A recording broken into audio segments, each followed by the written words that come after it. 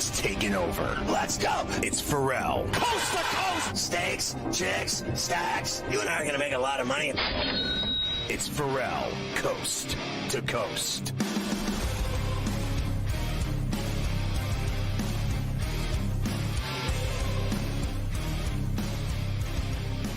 The coup de grace hour of Coast to Coast on a Wednesday. Great to have you with us from New York and Toronto. I'm Ferrall, along with the Prime Minister of Canada, Cam Stewart, live in Ontario. Spew news real quick, and I'll get to it more in depth in a minute, but the Lakers and the Buss family are selling the team. They have sold today a majority stake of the Los Angeles Lakers. I never thought I would see the day that Jeanie Buss would sell the team. I can't believe it. Now, I'll tell you more about it, but I know that allegedly she's going to stay on as governor. And I believe that about as much as I believe it doesn't rain in New York City. Okay? So, like, some guy buys the team. He's going to leave her in that position for, I think, short term. You know, he buys the team. He owns the team. You're going to have her around very long. I don't believe for 1 minute that that's going to last long term. I say short term, okay, fair enough. You know how companies take over other companies. The CEO is going to stay on and handle the transition until they give him a golden parachute of money to jump out a window. That's what happens. All right, so let's continue on with the finals, then we'll get to that story. So here's Mark Daigneault, the coach of the Thunder, one win away from their first championship. I think if you want to accomplish anything, you have to stack to it.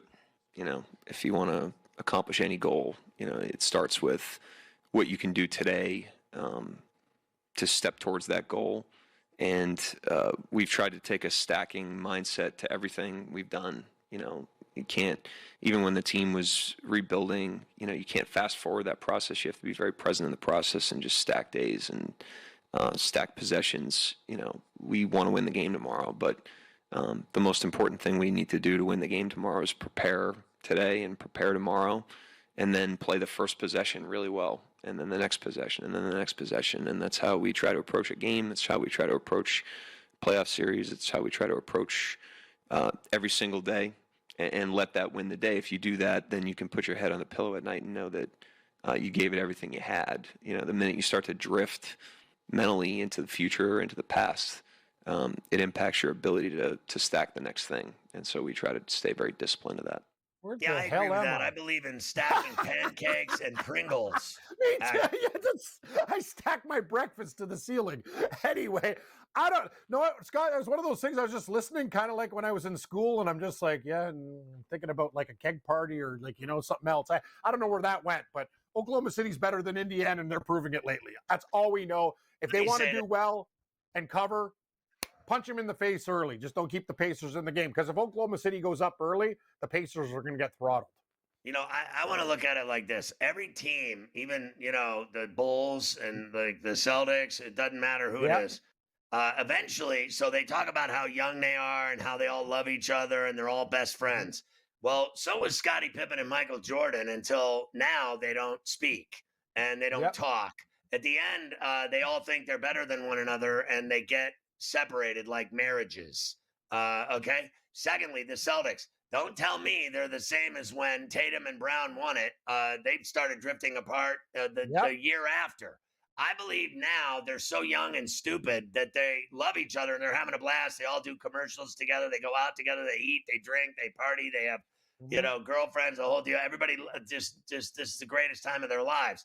I believe eventually you're going to have the Shea and J-Dub, like, you know, this guy J-Dub's becoming a star. He's going to become a superstar. And eventually 3 years, 4 years from now, this isn't going to be the love affair that it is now. You got to win now and then win again like next year or go for it again next year and then the year after, because these windows of dynasties and love affairs and friendships, they all split apart like a watermelon. I mean, let's just face facts. They do.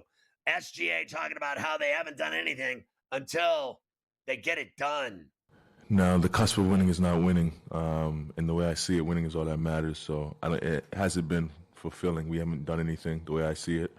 But I've built great friendships along the way. I've had a lot of fun playing basketball, and I think that's where you start.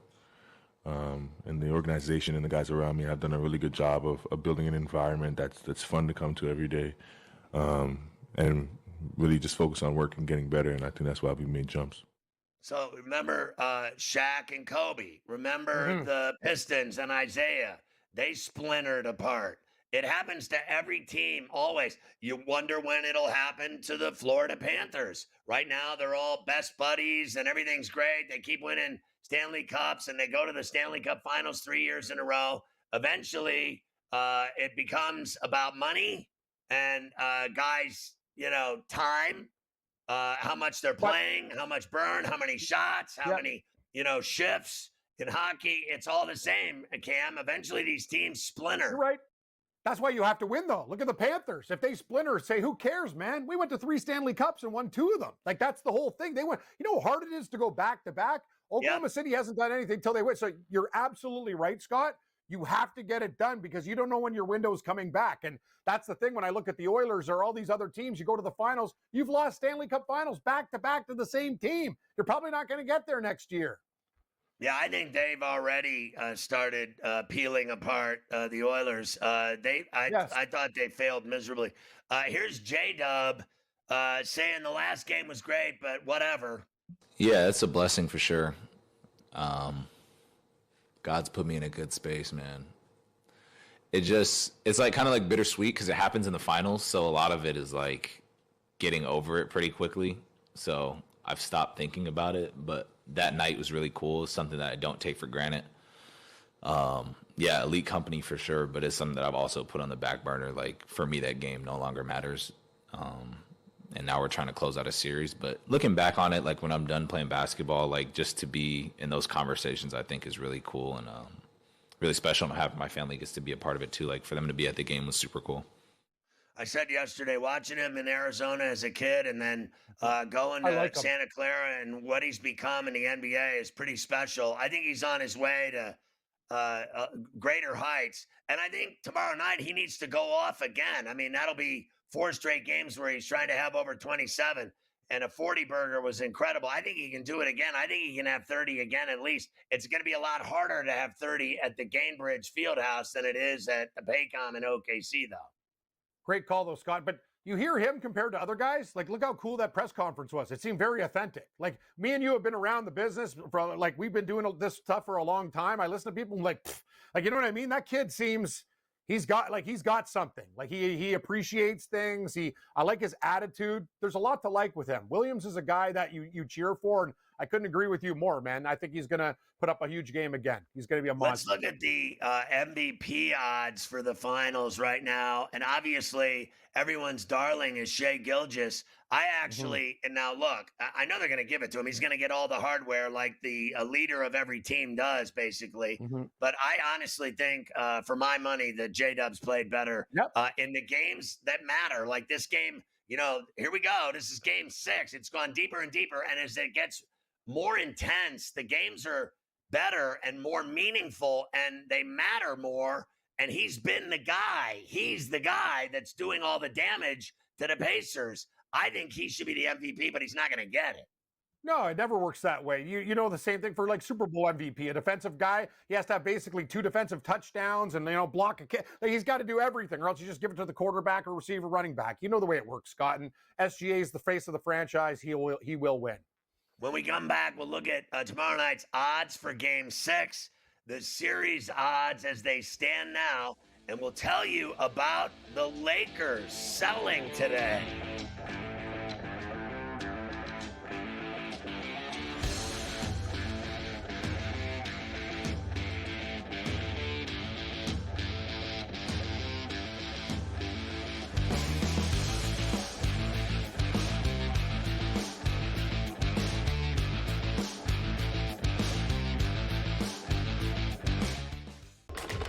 Enter into the magical world of McLuck.com, where even the smallest of spins can win real cash prizes. Adventure into over 1,000 of the best Vegas-style slot games. So what are you waiting for? Unlock your free welcome offer today. Join the fun where winners play and players win. dialing it back to his old days with St. Louis and Arizona. Buy or sell, Goldie will finish top 7 in fantasy first baseman. No, I'm going to say no. I think he'll fall off. Older player here, he'll fall off. He'll be top 10, but not top 7 here. Top 10, I would say, yeah, I'd buy it. Top 7, I'm going to say no here. I think he'll put up decent numbers here. Not as good as he was. I don't think he's going to bat 340, 350 all year long. Fantasy Sports Today, only on SportsGrid. I'm with you in that you're going to have to take calculated risks. And that's what Leon Rose has been about since he's been here. And he's been measured. He hasn't been gung-ho in terms of mortgaging this franchise's future for immediate gains. They have had a prudent approach, and you're going to have to roll the dice in certain respects to get to that top level. And you're right, Donnie, when you look at next season, all things considered, you hope that they're healthy, and if they roll over, say, 85 to 90% of this roster, this is a top 3 team in the East. With Boston coming down, Milwaukee is going to come down, and so you have to figure it's going to be Indiana, the Knicks, the Cleveland Cavaliers in some sort of order in the preseason rankings. And so where they go from here, Jason Kidd is obviously the hot name right now. Both sides are interested from what we've heard in terms of Kidd and the New York Knicks. Is he that championship caliber coach to take the Knicks there? The Early Line, only on SportsGrid. Every 5 days, it's really exciting when Skeens pitches, and it's terrible watching him pitch because every time he pitches, they don't score. Having him hit the lineup probably would actually help when he pitches. There's no way to do it because you can't, but yeah, it's beyond frustrating. And the numbers will tell you, the books have adjusted. Ferrall Coast to Coast, only on SportsGrid.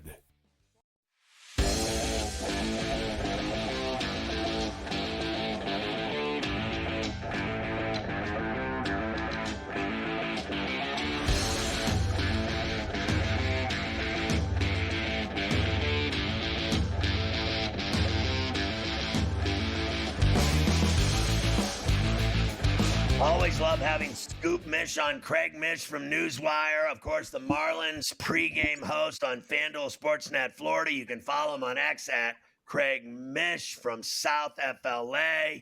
He's got it all going. Unlike the Mets and Yankees lately, as I've said today, they're peeling away at their leads in the East, in the National League and the American League. Both of them are kind of falling apart a little bit right now. The Yankees scoreless inning streak at 29 innings, and I bet on the Angels on Monday and Tuesday and made money. Hey, Scott, I think people are overreacting to this. The Yankees go through this. They go through this every year. There's a pocket of games during the year where they can't score. I mean, haven't we gone through this with Fire Boone for 3 years in a row? They're going to get it going and turn it around, and they'll add players if they need to. And also, they had some overachieving players. Paul Goldschmidt was having a fantastic year. He's now kind of gone back a little bit, but I have very little concerns for them. And part of it, too, is the division is sort of middling. Now, Tampa Bay is a very smart ball club, and I'm sure they'll be in it. Probably one of the better ball clubs that are 6-7 games over 500 that could potentially give them trouble. But we've seen the Rays do this before. Then they get to the postseason and they get outclassed by somebody else. So in the end, the Yankees probably win the division, have a really good shot to get back to the World Series. But you and I know, Scott, that the best teams don't always get to the World Series like they did last year. It's how lucky you are at the end of the year. What did you think? I saw that story today about the Rays selling, right? Yeah. And that they were worth $1.7 billion. Were you surprised? Were you surprised at that valuation at all? And compare it to the Marlins. What are the Marlins worth these days as opposed to their friends from across the state in the Alligator Alley? Well, I mean, that's a really good question because the Rays, as you know, Scott, don't even have a stadium and they're worth $1.7 billion. They're playing in a spring training facility owned by the Yankees. Right. So yes, all around the league, owners are probably celebrating a little bit. And as far as the Marlins are concerned, I mean, you would have to think with them owning the building in Miami that they probably are right around there, if not even more. I mean, they had a valuation lower than that. And maybe, I don't know how all that works, by the way, but The Twins, remember, they were kind of talking about maybe selling the team too. And, the White Sox just made this deal with the owner of the Suns. So I got to tell you, I think that that's a pretty hefty price tag to pay for a team, Scott, with no home. No home. What do you think of this this guy Walter that's buying the Lakers? He owns a heavy piece of the Dodgers. Isn't that about right? Yeah, he does. And so, look, it can only mean good things, but this is the big problem with Major League Baseball. It's an apples and oranges conversation because the NBA has a salary cap. So they can't go get Ohtani's brother to play for the Lakers, that's it. Like, there's only a certain amount of money you can spend.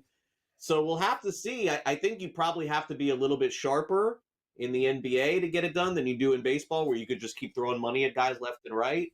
But I do think in baseball that's going to change too in a year. I think that everything is going to be very similar to the NBA and the NFL. What is your thoughts on Breslow's move?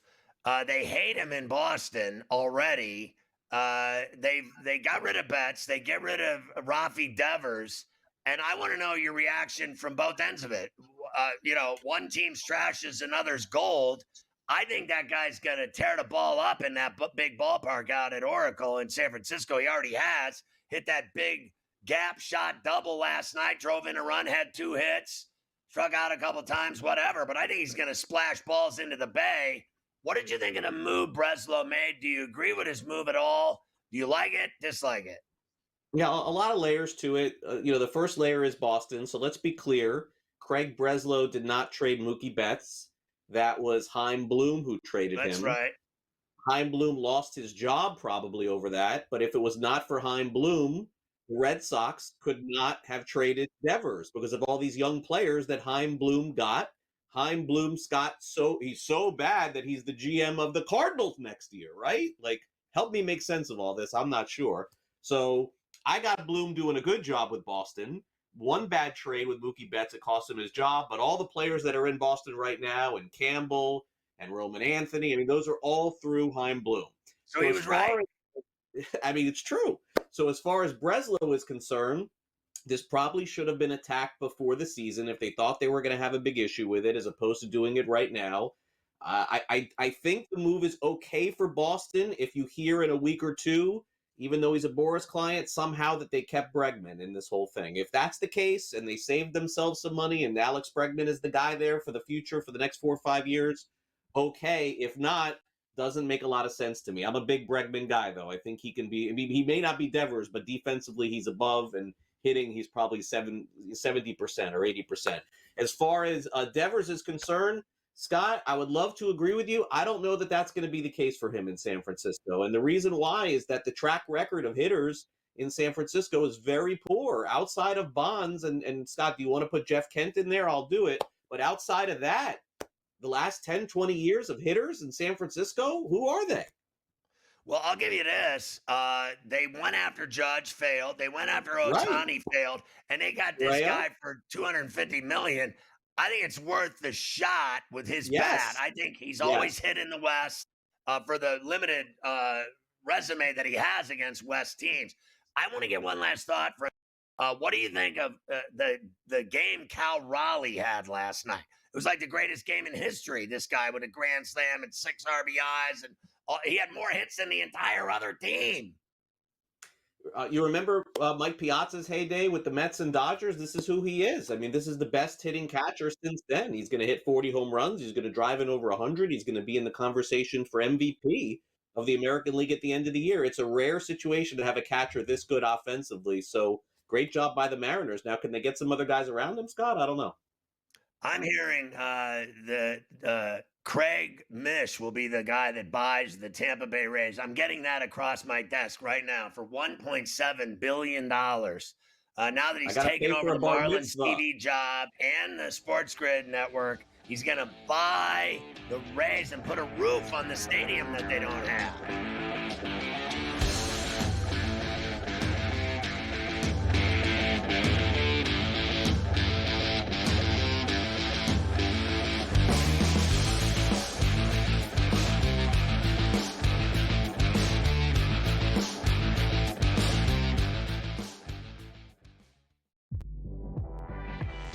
Their team total is 19.5 wins.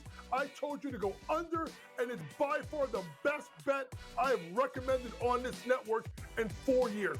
They can't get out of their own way. And now Sloot is out for the year. Let's hope Sloot gets back, because I respect the hell out of Sloot, and I want her to go out on her own terms. Hopefully we'll have her back for the 26th season. Betting above the rim. Only on SportsGrid. I got a feeling Pittsburgh's going to the Super Bowl. I got a feeling there is no chance they're going to the Super Bowl with Aaron Rodgers. I'm just kidding. They're still not expected to have over 8.5 wins. They're still not expected to have a winning record. Now, I know things could change for the next 24 hours. I get that. But everyone expected Aaron Rodgers to sign with him. He's going to sign with him. Ferrall Coast to Coast. Only on SportsGrid. The two guys that can do it all. Too much electricity this morning. This is a good time. We're having a lot of fun. I had to do a triple take. Ka-ching! Why? Because of parity. I didn't mean to offend. Yeah, it's not going to happen. Load management is a dirty word. Let him rip. You know what? Circumstances provide the results. What? How do you do this one? Oh, Donnie, you got such a good show there. A network that is booming. The Early Line. Only on SportsGrid. The game is on. The stakes are high. But the action isn't just on the field. He's rearranging that rim. Get it inside! SportsGrid's in-game live. Your ultimate second screen experience. Just a little flyer, couple of 15.5-point live line. Every prop, every play, every day. Anything can happen. It's complete chaos. It's smarter to be on SportsGrid.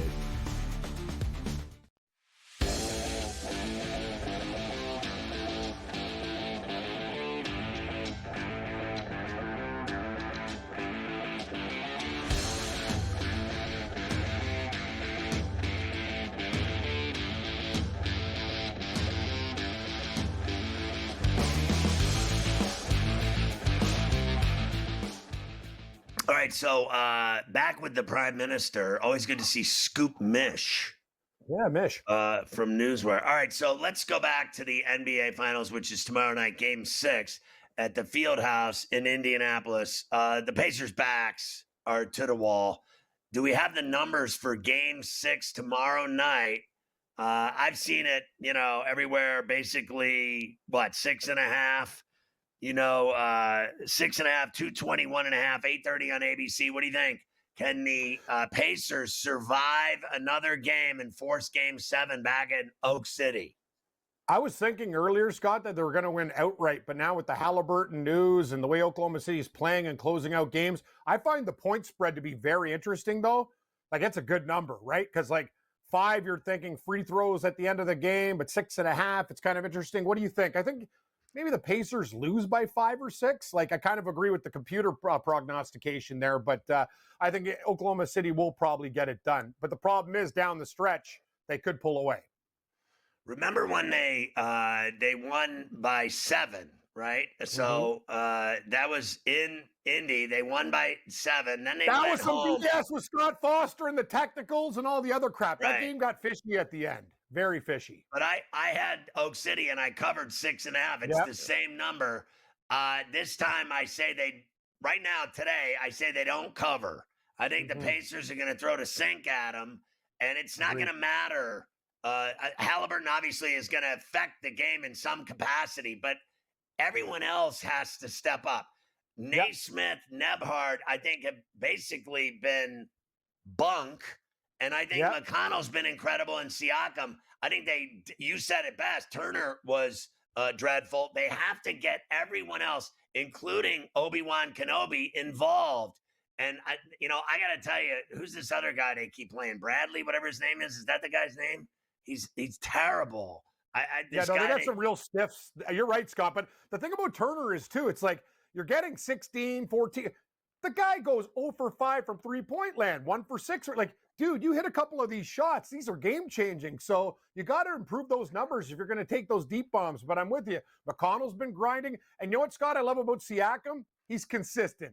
you're always going to get between 19 and 24 usually. That's the thing, and the props are right on with him. But I think Siakam's going to have a big game, probably get about 26 for Indiana. Look, I think Bradley's terrible. I think actually Thomas Bryant plays more physically, gets involved banging, hammering, and quality fouls. You got to do something to keep him out of the low block and easy layups and kisses off the glass. And that guy Bryant will break your nose. And then Shepard, they don't even like that guy. He's like not even getting burned. If this guy's injured, they have to have, in my view, all hands on deck. All right, so we've seen the spread. Now the series odds is still, look at this, heavy D. This is what Gabe and I talked about this. If there's a way the Pacers can find a way, Scott, 12-1. Say they miraculously win the game. They just dig deep. They get it done. They win. Yeah. You got that in your back pocket for the final game. Like, you can't be laying that with Oklahoma City. That's just stupid. Like, you can't even find 9 parlay pieces to go with it. So if you like the Pacers to win, get that in your back pocket. You could do a lot of things with Game 7, but it's asking a lot. But 12-1's a great price. Yeah, like Carver Heil put a little teeny piece on these like 75, 100-1 long shots in golf and cash it. So do you. Yep. So I can see a little piece on it. All right, let's talk about this sale of the Lakers. It's unbelievable. The Buss family and Jeanie Buss sells majority ownership of the Lakers to Mark Walter, the chairman and CEO of TWG Global, for $10 billion. That's the price tag of the Yankees, if not, for some chump change on top of it. I think the Yankees are $10.7 billion. Also, Walter owns the Dodgers, Cadillac F1. They're in Formula One starting this year. Andretti Racing and IndyCar, LA Sparks, Chelsea, Professional Women's Hockey League, Billie Jean Cup, Spire Motorsports in NASCAR, that's Luke's division, Guggenheim Investments, Carvana, the car sales place, as well as other insurance, AI power, and banking companies. $10 billion. I never thought I'd see the day that Jeanie Buss sold her father's Lakers. Honestly, like, he's turning in his grave. I can't believe it. But for $10 billion, she and everyone else that knows her are set for life. $10 billion. Exactly. They're going to let her run the team as the governor for, I think, short term. They're saying she's going to keep running the team. I don't believe that.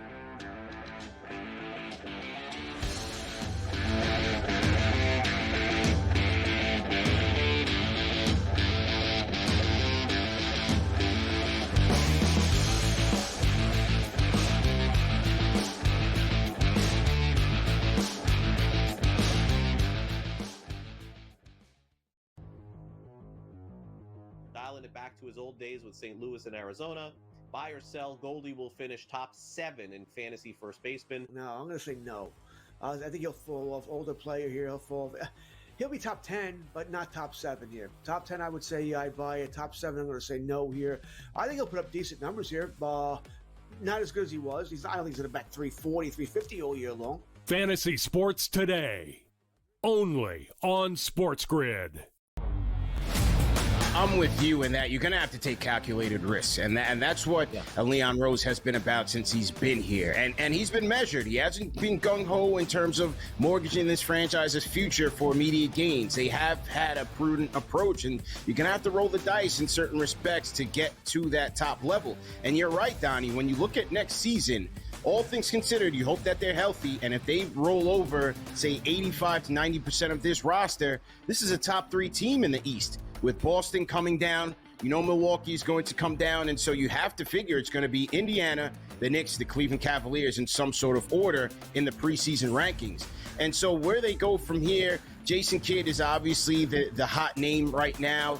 Things that both sides are interested from what we've heard in terms of Kidd and the New York Knicks. Is he that championship caliber coach to take the Knicks there? The Early Line, only on SportsGrid.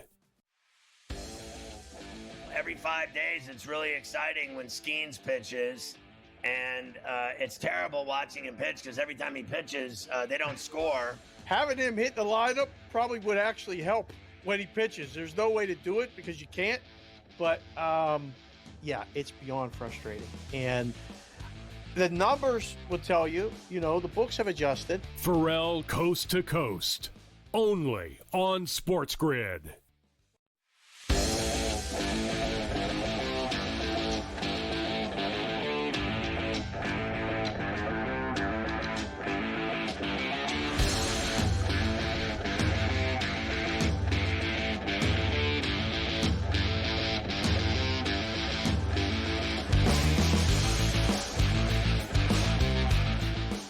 Elvis is in the building. Denny Bernstein from the fourth period in NHL Radio on Sirius XM, fresh off the airplane, coming back from the Stanley Cup Finals in South Florida and watching the Cats go back to back. And man, did they deserve it. They absolutely destroyed the Edmonton Oilers. And I was on the Oilers all year, all season, every playoff series, including your Kings. I was on them every night except last night. Last night I laid the goal and a half at plus 154, whatever it was, because I could smell it coming. They owned them. I thought Saturday night they kicked their teeth in, and I saw a team that lost their way Saturday night at Rogers Place go down to Florida and waste their time and got their ass beat 5-1. Decisive wins in 5 and 6, Scotty. You're absolutely right. And look, you want to break it down? We can break it down three ways on why they lost this series, right? Number one, certainly injuries, right? Hyman being out was a huge loss. Matisse Ekholm, you watch this guy play, he was a shadow of himself. Ryan Nugent-Hopkins was hurt as well. Goaltending. Scotty, it's the first time ever in a Stanley Cup final, you're going into Game 6 the day before, you don't know who the goaltender is. They didn't know. And I'll say this, coaching. The Panthers, you talk about how great they played. 6 games. First period. 13 goals in 6 games. They weren't ready to start the game, and that's on the coach, Scotty. So, yeah, like the better team won. They put pressure on the Oilers. The defense, other than Connor McDavid, they couldn't exit the zone with any proficiency. So, yeah, the better team won. And this is look. All right, so I think we lost Denny there in Los Angeles. Let's see. I think we got him back. Hopefully, we're good to go here. So you were talking about how they got outscored in the first period of every single game. They got dominated in the first periods of every single game. Yeah, absolutely. All right, so we're having technical difficulties with Denny in Los Angeles, so I'll let Mafia guide me there if we're going to get him back or not. So obviously, we're having challenges there, and we've talked about this at great length, how they got it done. Obviously, the Panthers were unbelievable in the first periods. I thought they were unbelievable in the corners. I thought their forecheck was dominant. I thought they were more physical along the walls. I've said this over and over. I have never seen a team in my life in a Stanley Cup Finals have the puck less than the Edmonton Oilers did.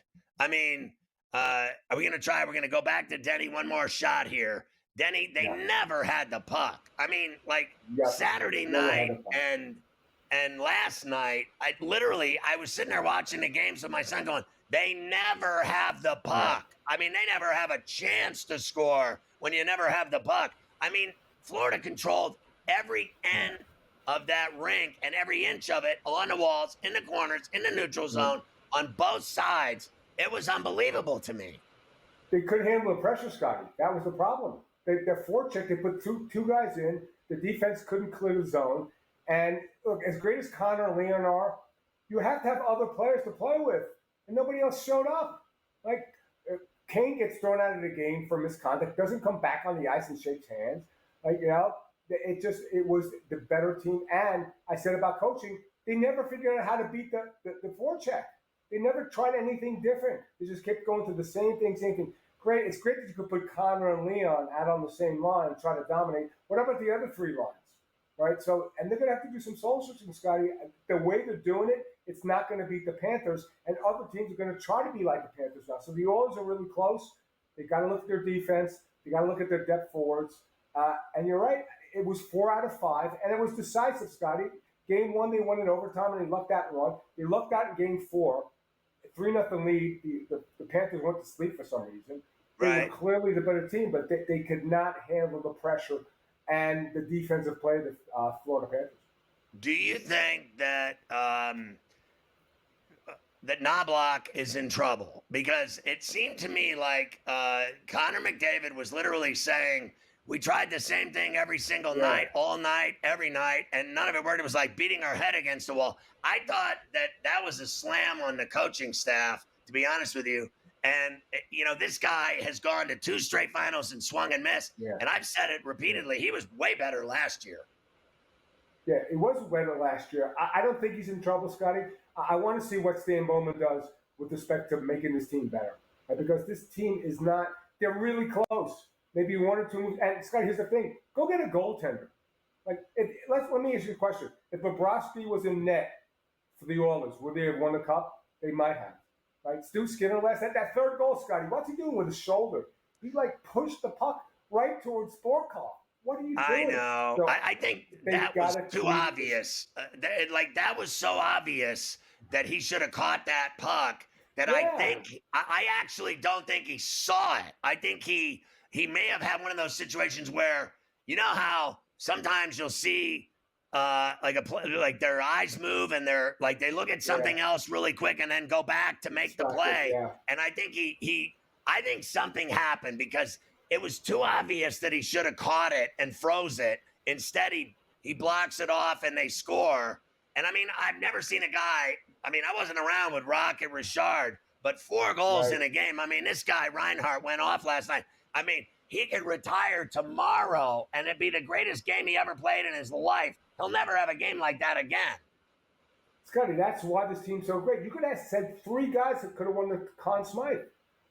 Bennett won it. Marchand the Rat could have won it. And then Sam Reinhart had, 6 or 7 goals in the last 3 games. That's how good they are. And, Scotty, all those guys were traded for. So when you talk about this BS about state taxes, they didn't win because of state taxes. They traded for 5 guys. They signed Connor Verhaeghe for $1 million. They got Gustav Forsling, who's their second-best defenseman, on waivers. Brilliant management by Billy Zito. And this team could come back again and win next game. Now, Sam Bennett needs a contract, got to come back. I don't think Marchand's going to stay. I think Ekblad's going to leave. They're going to have to make some changes. But this team, this is how you win in 2025 in the NHL, the way the Florida Panthers did the last 2 seasons. So what do you think Bennett, what would they have to do to keep Bennett? Would it kill him fiscally? And obviously they can't keep both of them, can they? Marchand's going to get rich somewhere else. Do you think he goes back to Boston or somewhere else? He never goes back to Boston. You never go back. You never go. He's going to go somewhere else. He may go to Dallas. He could go to Vegas if they don't get Marner. Bennett, $8 million for 8 years. Right? You need that guy. He's your second line center. So I think that's it. And you could Aaron Ekblad is good, but you can replace him. You can replace Marchand with a younger player because Marchand's 37 years old, and he was a central part of the winning this. But if you keep Sam Bennett, you can keep this team together. They still have a great coach. They still have a great goaltender who won 2 cups, who won 2 Vestas. This team was constructed so well by Billy Zito and managed so well by Paul Maurice. It's not a mistake they went back-to-back. It's so hard to do. Scott, it's hard to do it once. To do it twice in this era with the salary cap, it's a massive achievement for this team. This is a great team that could still be great next season. They won back-to-back, and they went to 3 in a row. Now they're going to be going for 4. Do you think Bob could do it again? That he could actually go back and do another run like this? If they play like that in front of him, Scotty, absolutely. Why not? He wasn't really that stressed that much. There was 1 or 2 games he was pressed. Last night he wasn't impressed, and you said the same thing. These last 2 games, he wasn't even pushed hard. He should have had shutout last night, but they went to sleep with 4 minutes left. So Bob can do it. This team can do it again. They are a great team. They should be celebrated. It's so hard to do, and they did it perfectly. Real quick, I got 10 seconds. What'd you think of Jeanie Buss selling the Lakers for $10 million to the Dodgers owner? That's an LA story, Scotty. That's why I live here, brother. That's an LA story. It sounded like the ending of a movie right there. Go take a shower, Elvis. Great job all season long covering the NHL for us. We love you. We love you too.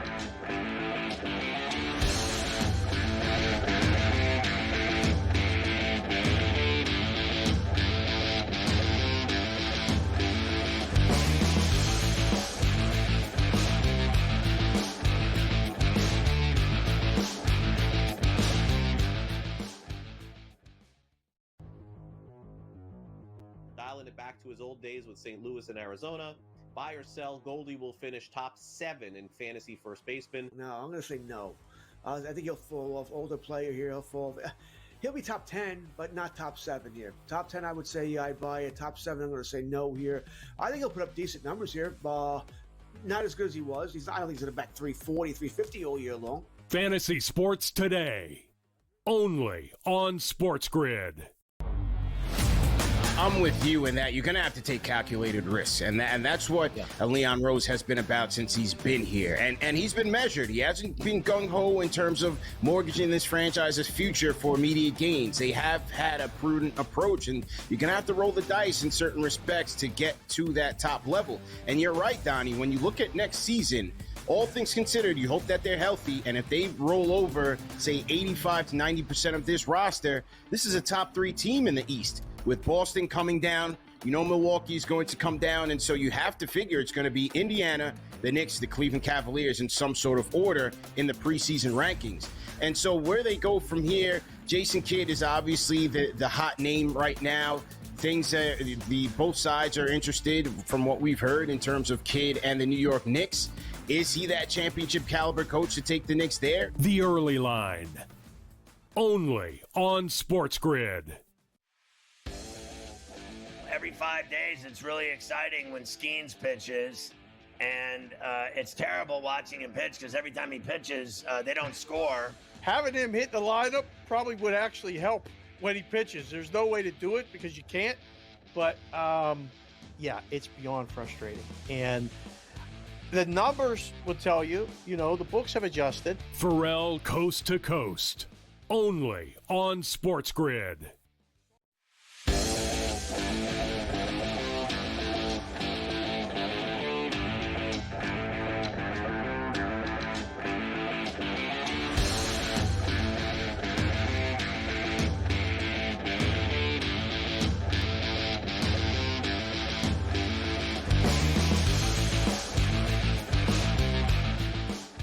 All right, great job today by the Prime Minister, Cam Stewart, in Toronto. We got one last hurrah with him here. So we're going to talk Pain Day Skinny, which is crucial to everyone's well-being, NFL style. So Lamar Jackson talked at the minicamp about their playoff loss to the Bills. Here's your boy, Lamar. I don't think I get over any loss, to be honest. I got losses from youth football that still hunt me, so I never get over a loss. I don't care how small it may be to someone else or how great it might be. It's always the same for me because we still had a chance to win. It's football. Everything not going to go our way, man. Before it was like, oh, you can't win a playoff game. We won a playoff game. We got to the LC Championship 2 years ago. Then we just fell short, like 2 games short this year. But we're going to bounce back. And when we come back, I feel like we're going to have vengeance on our mind. I think that guy is awesome, but I hate his guts because he plays for the Ravens. I really can't stand him. He's just a great personality. I wish he was on. I would trade my whole team for him. Oh, I agree with you, Scott. Another thing is, too, though, but that's the Ravens. Bad game plan against Kansas City. They're running the ball effectively. They get out of it. They make mistakes, turnovers. Andrews with a drop ball. It's like they get there and just can't get over the hump. They're going to have to do it soon. It's not getting any easier.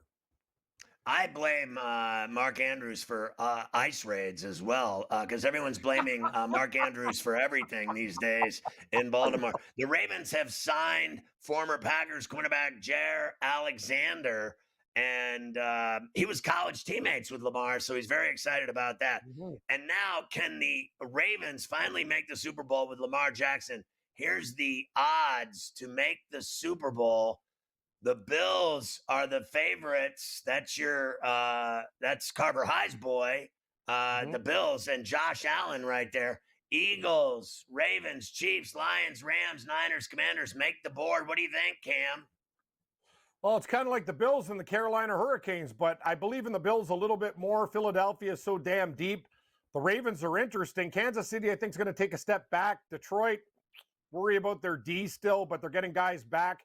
What do you think about the Rams at +9? Is that insane, or the command, like one of the, not the Niners, Rams or Commanders on that board looks very interesting to me. Yeah, I mean, I loved the Commanders last year. I think Daniels is great, and then I thought their performance against the Eagles was Barf City. I mean, that was the worst football game I ever saw in my life. So I don't think I trust them I think they might have a shot to win the East because no one ever repeats in the East. I know that legacy. Josh Allen defends the tush push and says it. If you don't like it, stop it. That's what I've always said. Like all these teams complaining about the tush push are the ones that can't stop it. No, you're right, Scott. Like that's the thing. It's like they're not banning or whatever. Figure it out.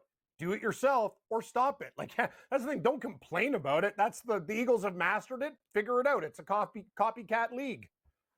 All right, so you remember Henry Ruggs III? Yes. He was the guy that got in that horrific DUI crash that killed people in Las Vegas.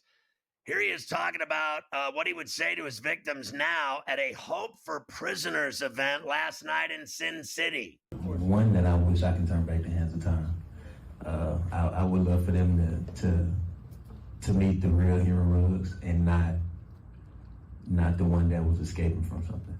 You know, I sincerely apologize for not only being a part of that situation, but the fact that, you know, not to take a shot at you, but the fact that my face is always in the news. My face is always in the newspaper, so they have to constantly be reminded of the situation, be reminded of me and see, you know, those memories have to continue to rise because of all of the fame and notoriety that I have, which I never asked for, I never liked.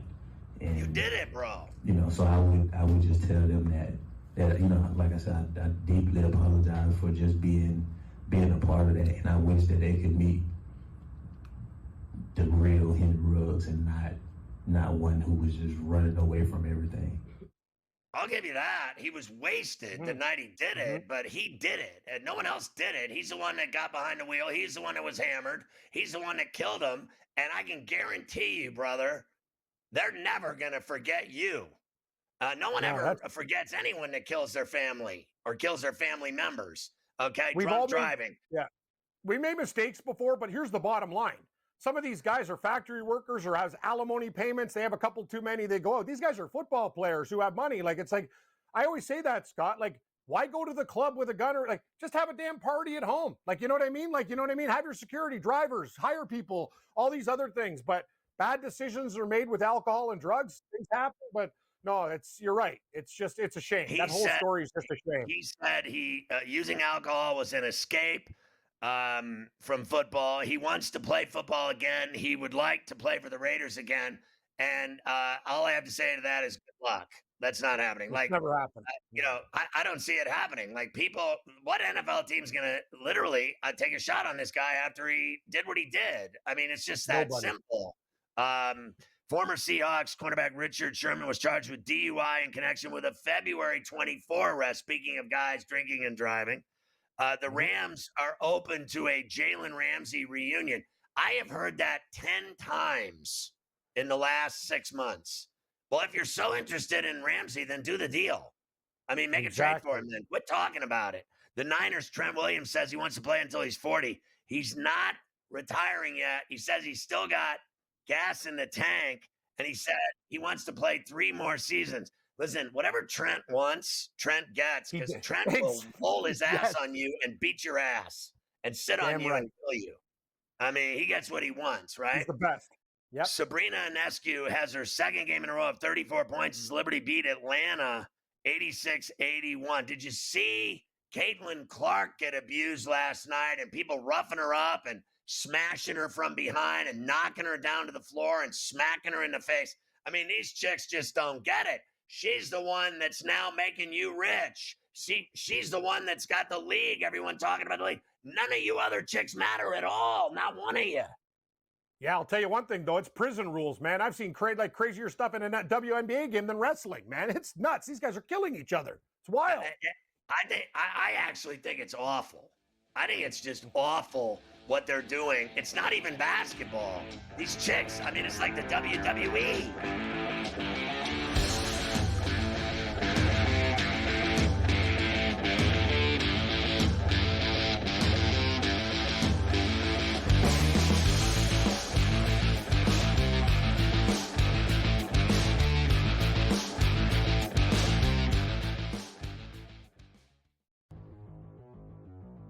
dialing it back to his old days with St. Louis and Arizona. Buy or sell, Goldie will finish top 7 in fantasy first baseman. No, I'm going to say no. I think he'll fall off. Older player here, he'll be top 10, but not top 7 here. Top 10, I would say I'd buy it. Top 7, I'm going to say no here.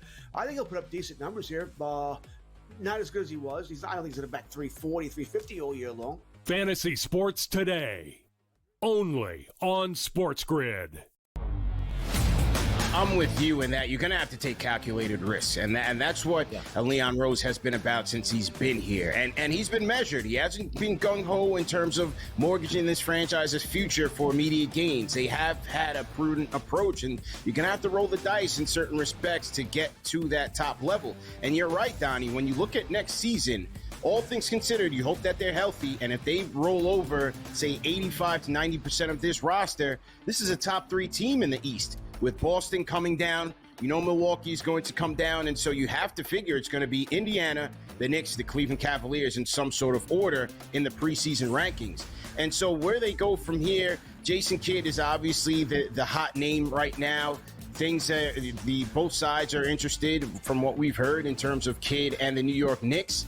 Is he that championship caliber coach to take the Knicks there? The Early Line, only on SportsGrid. Every 5 days, it's really exciting when Skeens pitches, and it's terrible watching him pitch because every time he pitches, they don't score. Having him hit the lineup probably would actually help when he pitches. There's no way to do it because you can't, but yeah, it's beyond frustrating. And the numbers will tell you, the books have adjusted. Ferrall Coast to Coast, only on SportsGrid.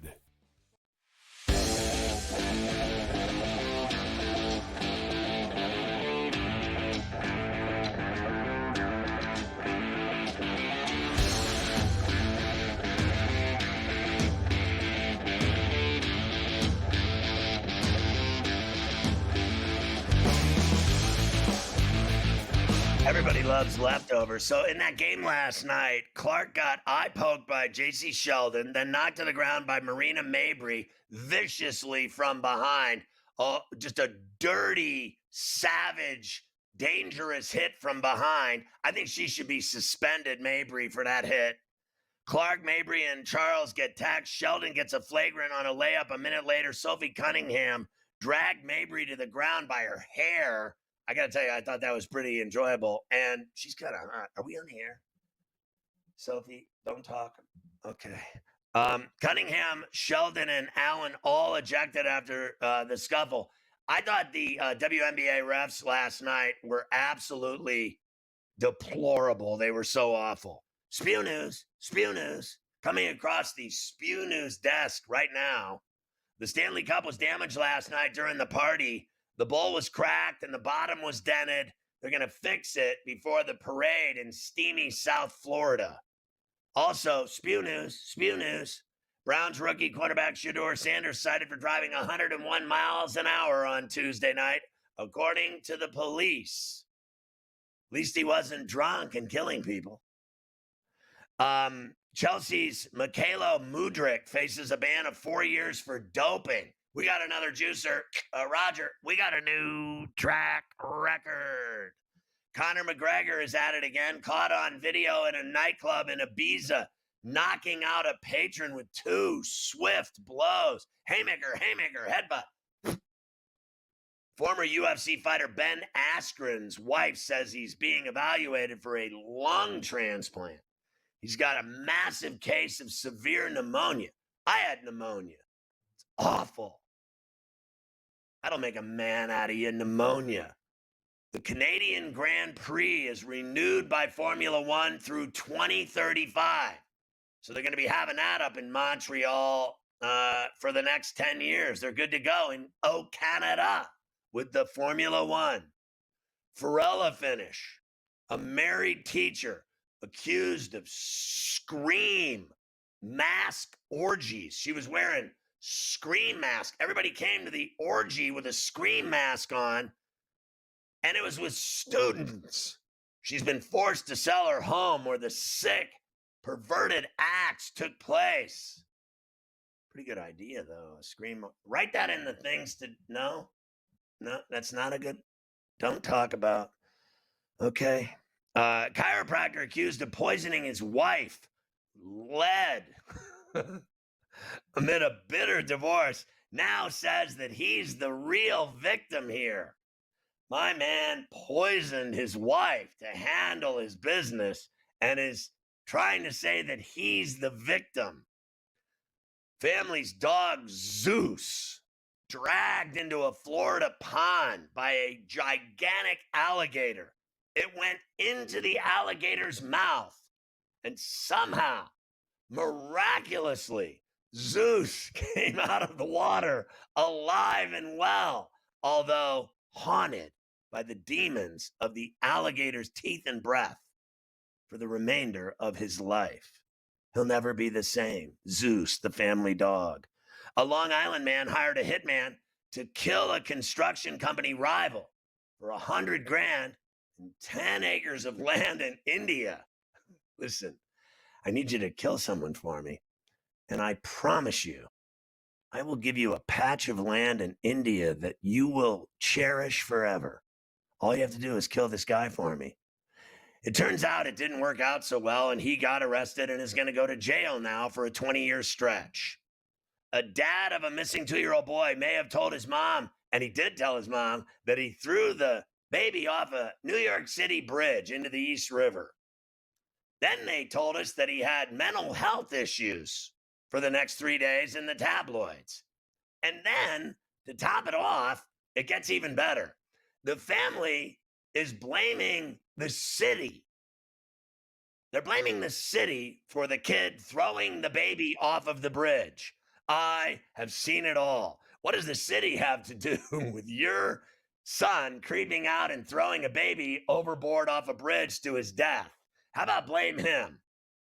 How's that for a plan? A bomb lab found in the basement of a New Jersey teen's house who offered his expertise to help fellow students detonate explosives. He was having explosive parties at his house, teaching all his classmates how to blow things up. Very scary.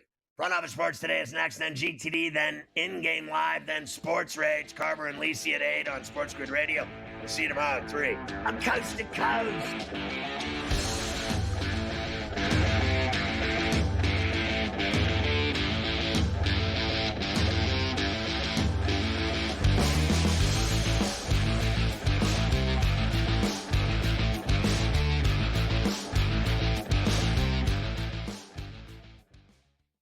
'25th at 7:30 p.m. Ditch the guesswork.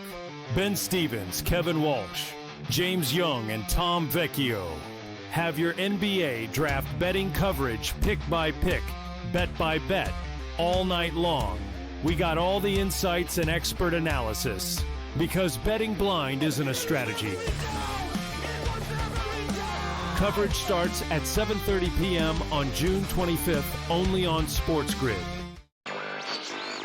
The Minnesota Vikings, J.J. McCarthy, who had such a good training camp last year, and it looked like he was pretty good, I believe, in the preseason, if I'm not mistaken, ended up going down for the full year. The Vikings are still obviously committed to him. They knew that McCarthy was going to be available at some point in June. And McCarthy actually went on record last week and confirmed 2 weeks ago he was cleared medically. He did work last week. And he's going to be their starter. Newswire, only on SportsGrid. I'm with you in that you're going to have to take calculated risks. And that's what Leon Rose has been about since he's been here. And he's been measured. He hasn't been gung-ho in terms of mortgaging this franchise's future for immediate gains. They have had a prudent approach, and you're going to have to roll the dice in certain respects to get to that top level. And you're right, Donnie, when you look at next season, all things considered, you hope that they're healthy, and if they roll over, say, 85 to 90% of this roster, this is a top 3 team in the East. With Boston coming down, you know Milwaukee's going to come down, and so you have to figure it's going to be Indiana, the Knicks, the Cleveland Cavaliers in some sort of order in the preseason rankings. And so where they go from here, Jason Kidd is obviously the hot name right now. Things both sides are interested from what we've heard in terms of Kidd and the New York Knicks. Is he that championship caliber coach to take the Knicks there? The early line. only on SportsGrid.